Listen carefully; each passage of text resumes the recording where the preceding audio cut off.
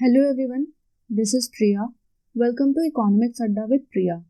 आज हम लोग प्रोडक्शन पॉसिबिलिटी कर्व, उत्पादन संभावना वक्र के बारे में समझेंगे। So let's begin. Production possibility curve, उत्पादन संभावना वक्र। जैसा कि इसके नाम से पता चल रहा है, उत्पादन संभावना वक्र एक वक्र है, मतलब एक ग्राफ है जो हमें उत्पादन का संभावना के बारे में जानकारी देता है। यह वक्र दो वस्तुओं के उन संयोगों को दर्शाता है जिन्हें दिए गए संसाधनों व तकनीक द्वारा उत्पादित किया जा सकता है। इसका मतलब अर्थव्यवस्था में संसाधन का कमी है, यानी रिसोर्स का कमी है, लेकिन जो लोगों का जरूरत है वो असीमित है। तो जब संसाधन ही कम होता है तो हम ऐसे संसाधन को चुनते हैं जिसका हम वैकल्पिक इस्तेमाल यानी अल्टरनेटिव्स यूज कर ले। तो जब हम संसाधन को चुन लेते हैं तो उस संसाधन और मौजूदा तकनीक से दो वस्तुओं से होने वाला उत्पादन का संभावना ज्ञात करते हैं, और उस उत्पादन संभावना को जब हम वक्र में प्रदर्शित करते हैं तो उस वक्र को हम उत्पादन संभावना वक्र कहेंगे। उत्पादन संभावना वक्र का बहुत सारा नाम है, जैसे उत्पादन संभावना सीमा या रूपांतर वक्र। उत्पादन संभावना वक्र को हम और डिटेल में आगे समझेंगे, लेकिन उससे पहले कुछ अजम्पशंस है यानी कुछ मान्यताएं हैं, उसको समझ लेते हैं।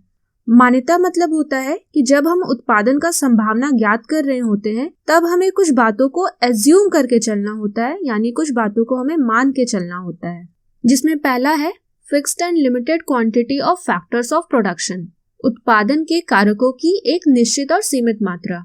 जैसा कि इससे पहले वाले वीडियो में हमने देखा था कि भूमि, श्रम, पूंजी और उद्यमी उत्पादन के कारक होते हैं। जब हम उत्पादन संभावना वक्र निकालते हैं तो उत्पादन के सारे कारकों को हम हर विकल्प में एक निश्चित और सीमित मात्रा में लेंगे, यानी एक फिक्स्ड और लिमिटेड क्वांटिटी में लेंगे। इसका मतलब है कि उत्पादन का हर एक विकल्प में हम इन कारकों में कोई बदलाव नहीं लाएंगे। अगर विकल्प ए में हम 100 लेबर को रखे हैं तो हमें विकल्प बी में भी 100 लेबर को ही रखना होगा। हम लेबर का संख्या को बढ़ा नहीं सकते, ना ही लेबर का संख्या को घटा सकते हैं। दूसरा है फुल एम्प्लॉयमेंट ऑफ रिसोर्स, संसाधनों के पूर्ण रोजगार। हमारे पास जो मौजूदा संसाधन होगा हम उसका पूर्ण रोजगार करेंगे, मतलब उसका हम पूरी तरह से इस्तेमाल करेंगे। अगर हमारे पास संसाधन के रूप में भूमि है तो हम भूमि का पूरी तरह से इस्तेमाल करेंगे, ना कि उसका आधा इस्तेमाल। तीसरा है कांस्टेंट टेक्नोलॉजी, स्थिर तकनीक। इसका मतलब है कि हर एक विकल्प में जो तकनीक है हमारा, उसे हमें स्थिर रखना है, हम तकनीक में परिवर्तन नहीं लाएंगे। अगर हमें बटर का उत्पादन करना है तो अगर हम पहले विकल्प में इस मशीन से बटर का उत्पादन कर रहे हैं, दूसरे या तीसरे विकल्प में हम बड़े वाले मशीन से बटर का उत्पादन नहीं करेंगे, यानी हमारा जो तकनीक होगा वो हर विकल्प में स्थिर रहेगा। और आखिरी है टू गुड्स, दो वस्तुएं। जब भी हम उत्पादन संभावना वक्र निकालते हैं तो हमें दो वस्तुओं का उत्पादन का संभावना ज्ञात करना होता है, जिसमें जो पहला वस्तु होता है वो होता है उपभोक्ता वस्तु। उपभोक्ता वस्तु वो वस्तु होता है जिसे हम हमेशा उपभोग करते हैं, और दूसरा वस्तु होता है पूंजीगत वस्तु। पूंजीगत वस्तु कहने का मतलब वो वस्तुएं जिनका उपयोग उपभोक्ताओं द्वारा खरीदे जाने के बजाय अन्य वस्तुओं की उत्पादन में किया जाता है। नेक्स्ट है उत्पादन संभावना वक्र तालिका। उत्पादन संभावना वक्र को समझने से पहले हमें तालिका को समझना होगा। तालिका मतलब होता है टेबल, जिसमें अलग अलग विकल्प में दो वस्तुओं का उत्पादन का संभावना को दर्शाया गया है। यहाँ पर पहला वस्तु गेहूं है, गेहूं एक उपभोक्ता वस्तु है, और दूसरा वस्तु मशीन है, मशीन एक पूंजीगत वस्तु है।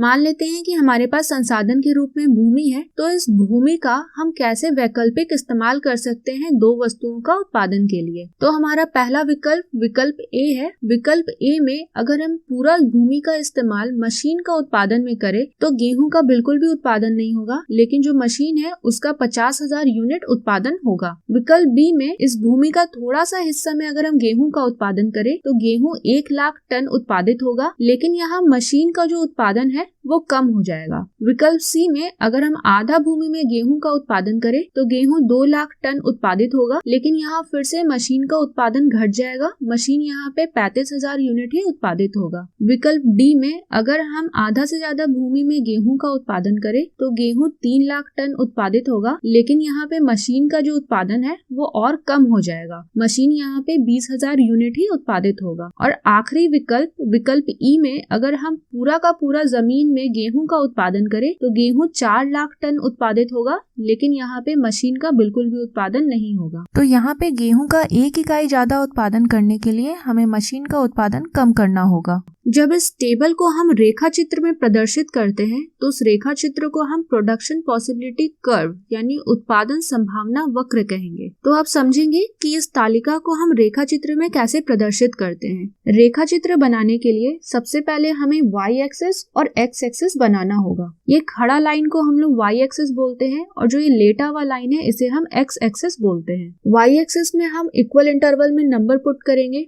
y एक्सिस में मैंने मशीन का डेटा को पुट किया है। उसी तरह x एक्सिस में भी इक्वल इंटरवल्स में नंबर पुट करेंगे। x एक्सिस में मैंने गेहूं का डेटा को पुट किया है। अब सबसे पहले विकल्प A का डेटा को पुट करेंगे। विकल्प A में गेहूं का 0 उत्पादन है, लेकिन मशीन का 50,000 यूनिट उत्पादन है। तो गेहूं का 0 उत्पादन है और मशीन का 50,000 यूनिट उत्पादन है, तो y एक्सिस में जहाँ 50 है वहाँ हमें एक बिंदु बनाना है। उसी तरह विकल्प B का हमें डेटा को पुट करना है। विकल्प B में गेहूं का 1 लाख टन उत्पादन है और मशीन का 45,000 यूनिट उत्पादन है। तो x एक्सिस में यानी गेहूं का डेटा में जहाँ पे 1 है वहां से हमें सीधा लाइन खींचना है, और y एक्सिस में यानी मशीन का डेटा में जहाँ पे 45 है वहां से हमें एक लाइन खींचना है। जहाँ पे ये दोनों लाइन आपस में मिल जाए वहां हमें एक बिंदु बनाना है। ठीक उसी तरह विकल्प C में गेहूं का उत्पादन 2 लाख टन है, लेकिन मशीन का उत्पादन 35,000 यूनिट है। तो यहाँ पे x एक्सिस में जहाँ पे 2 होगा वहां से हमें सीधा लाइन खींचना है, और y एक्सिस में जहाँ पे 35 होगा वहां से हमें सीधा लाइन खींचना है। जब ये दोनों लाइन आपस में मिल जाए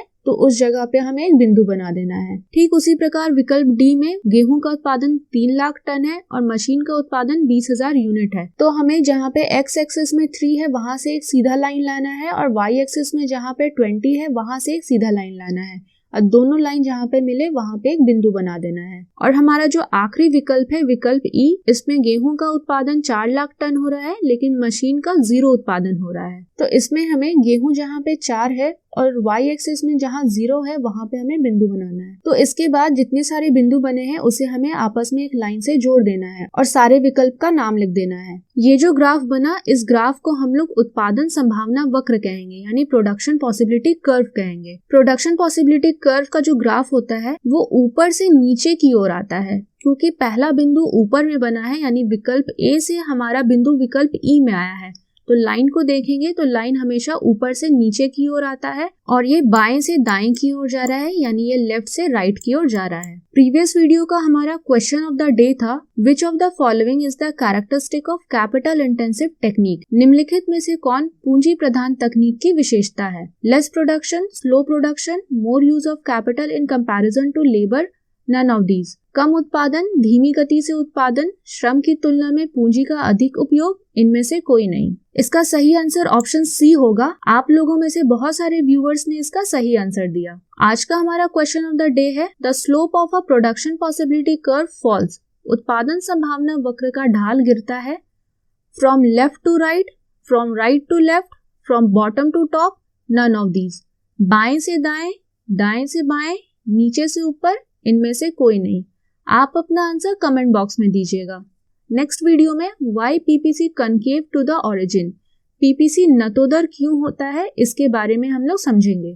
अगर आप मेरे से कनेक्टेड रहना चाहते हैं तो मेरे फेसबुक और इंस्टाग्राम पेज को फॉलो जरूर कीजिएगा, लिंक डिस्क्रिप्शन में है। अगर आज का वीडियो आपको अच्छा लगा तो इस वीडियो को लाइक और शेयर जरूर कीजिएगा और मेरे चैनल को सब्सक्राइब जरूर कीजिएगा। Thank you everyone.